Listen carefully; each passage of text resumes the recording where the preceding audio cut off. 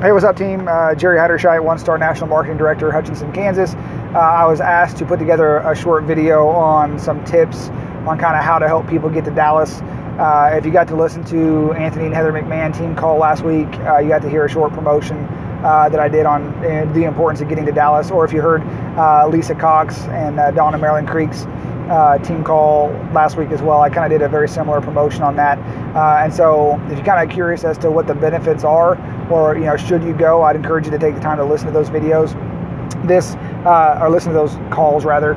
This video is not going to be a promotion as to why to get to Dallas, but more so how to, and the importance of, or some tips on kind of some of the things that we've come across that help to get people there, make it more cost efficient, and maybe kind of a couple tips, I guess, on how to avoid some of the potholes that we've kind of come across along the way. Obviously, if you're looking to carpool, that makes it a little bit cheaper. If you're looking to room with several people, again, that makes it a lot cheaper. If you are all riding together, things to keep in mind is that a lot of people in your car may have stage 1 tickets while you may have stage 2, or vice versa.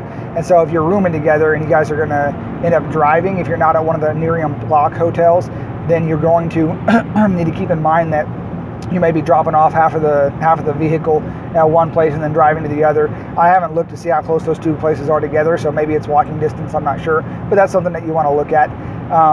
Again, if you're at one of the Nerium block hotels, that's not a problem. It's a non-issue. You can obviously jump on the bus and just ride from there, and so that makes it a little bit more efficient. If you're going to ride together, things that I've always kind of said to keep in mind is to kind of be kind of conservative on the expenses. I always tell people get cash before they get into the car. So if I got 5 people riding with me and it's going to cost $100 a piece, I tell everybody just bring cash when you get in the car, so that way that's just kind of out of the way. I use envelopes. I just put all the cash in one envelope, and I put for the car and cash for the hotel in another envelope. It just makes it a little bit more streamlined. And what I mean by being conservative is to so for example, if you're figuring out what it's going to cost to drive there and back. So I know that from Wichita to Dallas and back, I think it's about 870 miles or so. I would round that up to about 925 or 950, because you'll be driving around Dallas a little bit.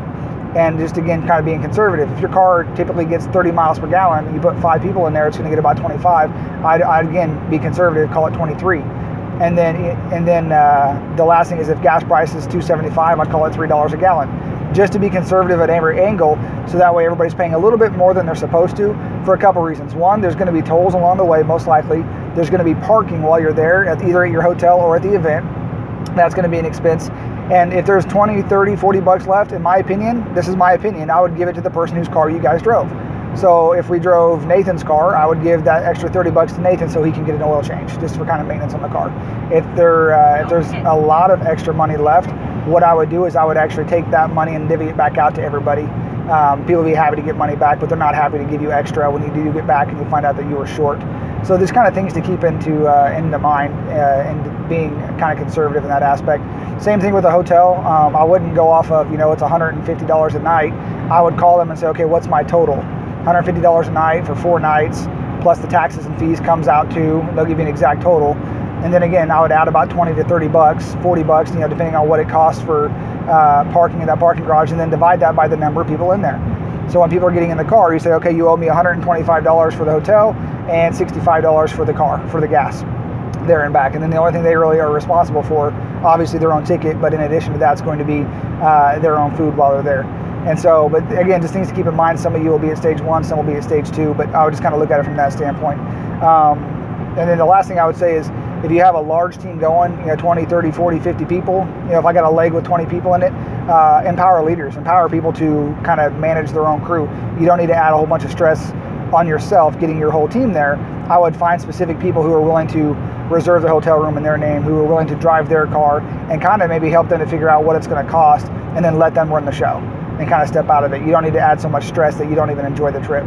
But I would say to go over and beyond to try to help people get there and kind of put this stuff together, but don't wrap so much time up in the logistics of it that you don't get to enjoy it. So those are just a few tips, kind of things that we've come across along the way that would help. So I would if you have any questions, I guess just call me, or you can message me on Facebook, 620-960-5547, or just find me on Facebook, Jerry Hatterscheit. See you guys.